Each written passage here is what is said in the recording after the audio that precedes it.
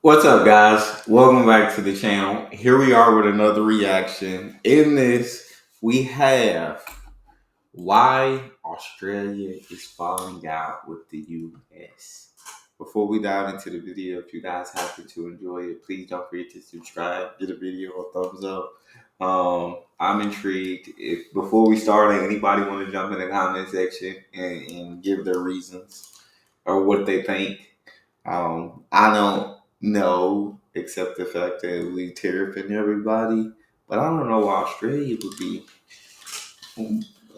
Us and Australia is supposed to be like this. US and Australia like that. Tight. Last month, the US announced that it was conducting a review of its AUKUS security pact with the UK and Australia, with some US defense officials apparently arguing that AUKUS is inconsistent with Trump's America First policy, and that the US shouldn't supply submarines to Australia in case the US needs them for a conflict in Taiwan. Unsurprisingly, this has raised eyebrows in Australia and put yet more strain on the long-standing US-Australia alliance, which was already. I thought Australia, though, a lot of Australians were not happy with that submarine deal because they felt like they got cheated and that those submarines weren't necessary. Um, so would talk to me in the comment section. Would you guys be happier if that deal fell through and you got the government didn't spend that money on submarines, or do you guys not like the fact that he don't want to honor the deal that was in place? Fraying. So in this video, we're going to explain why AUKUS is in jeopardy and what all of this means for US-Australia relations.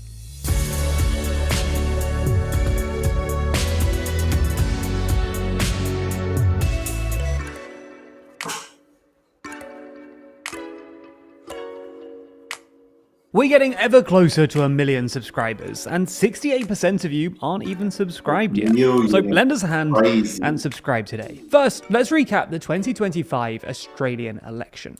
Until just a couple of months before the election in May, polls suggested that the Conservative Liberal National Coalition, led by Peter Dutton, would oust the incumbent Prime Minister Anthony Albanese's Labour Party.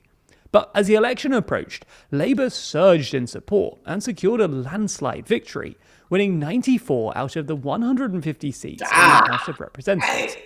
During the campaign, Albanese was more popular than Dutton, who was hurt by his proximity to US President Donald Trump. Dutton said in February that Trump was a big thinker and praised his art of the deal. And his campaign also had some Trump-esque policies, including huge cuts to Australia's public service, a Doge-style government efficiency unit, and a referendum on deporting criminals with dual citizenship. However, the Trump administration was unpopular with the Australian public, with a YouGov poll in April finding that 66% of respondents thought that Australia needs to develop more independence from the US on defense and national security. Yeah, I know a lot of the world, not just Australia, but a lot of the world ain't really rocking with President Trump. Like, I feel like there's a lot of more people don't rock with him than people that do out there in the world. I'll just put it like that. Compared to just 39% in June of 2024. And more than 70% of respondents thought that Trump's policies would make Australia worse off. For context, earlier that month, Trump had announced his Liberation Day tariffs, including a 10% tariff on Australian goods. Now, Albanese and Trump were obviously never going to be best buds, but relations have gotten off to a rockier start than most imagined. Broadly speaking, there are two issues straining the US-Australia relationship: trade and defense. On trade, you might expect Trump to be relatively friendly to Australia, given that it's one of few countries that the US actually runs a trade surplus. Yeah, that's what. Look at the difference between exports and imports with Australia, bro. Like, why would you tariff them on anything? Look at how the difference in what we're exporting than what we're to them than what we're importing from them. But I don't understand all the governmental things. It's just in my brain. I guess I just see the black and white information, and I'm not in the chair with all the information. So to me, I just look at this chart and I'm like, why? Why would you add tariffs if we're in this big of a surplus with Australia? This is why Australia was only threatened with the basic 10% tariff on Liberation Day. But this didn't go down well with Albanese, who since demanded zero tariffs. Trade relations have also been complicated by Australia's economic relationship with China, which has long been Australia's largest trading partner. Dang. The US is pushing for Australia to reduce its trade with China, which Australia doesn't want to do. And Australia is also worried that US tariffs on China could undermine the Chinese economy, reducing demands for Australian exports. Wow. While on defense, the US has called for Australia to increase its defense spending from its current levels of about 2% of GDP to 3.5% of GDP as soon as possible. But under its current budget profile, Australia plans to increase its defense spending only modestly in the short term, to just 2.25% of GDP in 2028-29. I mean, I feel like it's going to take time to get to that GDP of 3.5%, like defense funding. That's not something that's going to happen overnight. That's something that's going to take years and years. It feels like to get to. Rather than the more dramatic commitments made by countries like Germany, France, or the UK. One reason for this is that there just isn't much public support for increasing defence spending in Australia. An April 2025 survey by the University of Sydney found that only a third of Australians support increasing it, suggesting that a majority feel that the current level of spending is either appropriate or too high. And this sort of makes sense.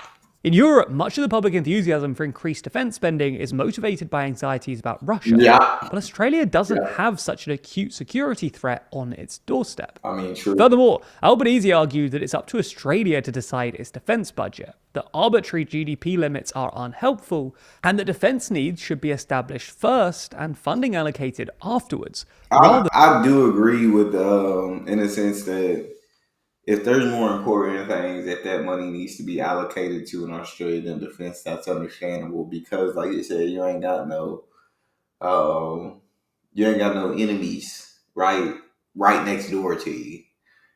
You guys in Australia are pretty isolated in the sense of if anybody was to come try to attack, bro, like you're gonna get picked up on all the radars, and they're gonna have time to prepare. So I probably feel like I don't know. I'm not going to say. However, this week Australia's Foreign Minister Penny Wong hinted that the US may have cooled off on its demand for Australia to increase its defence spending, at least for now. However, the other defence-related issue in this relationship is AUKUS. In June, the US announced that it was conducting a 30-day review of the Biden-era AUKUS Security Pact, signed in 2021 between the US, UK, and Australia. Under the pact, Australia pays huge subsidies to both the US and UK's industrial bases to acquire between 3 and 5 US-built nuclear-powered attack submarines. This would massively upgrade Australia's military capabilities, as the US submarines are more advanced than Australia's diesel engine fleet, and would allow Australia to carry out long-range strikes against enemies. Now, even before the Trump administration was explicitly flirting with ditching the pact, there were anxieties in Australia that the US might not actually deliver the submarines on time. US shipbuilding is currently lagging behind schedule due to high costs and slow deliveries, and the US is struggling to meet its own targets. This is the main reason that Trump's Undersecretary of Defense, Elbridge Colby, who's leading the AUKUS review, is apparently, quote, skeptical of the pact's benefits for the US, and is wary of selling nuclear submarines in case the US needs them in a potential conflict over Taiwan. This AUKUS debacle has also restarted a wider debate in Australia about the country's dependence on the US. Former Prime Minister Malcolm Turnbull claims that Australia is being mugged over its billion-dollar payments for US submarines that may never arrive. Yeah, that's insane. That I don't understand how with bro, they gave so much money, and now you're saying you don't see the benefits for the US. Australia forecast to spend up to $368 billion in total on AUKUS between now and the mid-2050s, and instead argues that Australia should develop its own, more self-reliant defence strategy. Albanese's government does appear to be making moves here, announcing last month that Australia would start talks on a defence and security pact with the EU, following the EU's recent deals with Canada and the UK. So where next for US-Australia relations? Well, it's hard to imagine much improvement, especially if the US withdraws from AUKUS. Neither Trump nor Albanese has really invested much effort into mending ties. Albanese decided to miss this year's NATO summit, and Trump skipped a meeting with Albanese at the G7 meeting last month, where he left early to deal with the Iran-Israel war, which means that the two leaders still haven't met. Perhaps there could be some respite if the two sides can agree on a trade deal before Trump's looming July 9th deadline. But this could be difficult if the Trump administration pushes Australia to reduce its trade with China, given that this has been the backbone of Australia's economic strength in recent decades. All of this plays into a broader feeling of chaos in the world at the moment. Whether it's wars, economics, or geopolitics, it feels like things are increasingly uncertain. And who's at the middle of all of that? Well, the United States. At one time, the US seemed to be a steady, stabilizing force in global politics, but it seems that those days are over, with American influence, popularity, and dominance on the decline. So in the next issue of... It's definitely starting to feel like those days are over, and there's a new tide churning in the world, and there's other powers that are coming for that top spot. Our magazine Too Long, we're discussing this shift and the potential that we're currently observing the end of the American order. In that section of the magazine, we unpack everything from the collapse of democratic norms in the US to the decline of American soft power, and if the US can maintain its dominance in energy and technology. We also discuss the people who could pick up the reins from the US, like if China, Europe, or even a new multipolar order could replace America. This magazine is our longest ever, coming in at 76 pages, and it's full of our very best journalism and well thought through analysis. That goes beyond just the US too, with more than half of the magazine dedicated to other topics, from Germany's new focus on military might, the offshoring of migrants around the world, how Nigel Farage could become Britain's next Prime Minister, or our section where we ask a handful of experts what's really driving anti-establishment sentiment around the world. You can pre-order a copy I guess this is kind of... I usually skip through this. But y'all talk to me in the comment section. What do you guys think about the relationship between Australia and the U.S., between Trump and Albanese? What do you think's going to happen with AUKUS, with the deal? Do you guys think it's going to fall through? I swear Donald will end it just because Biden was in office when the deal happened. If you guys happen to enjoy, please don't forget to subscribe, give the video a thumbs up, check out the next. I'll see y'all next time.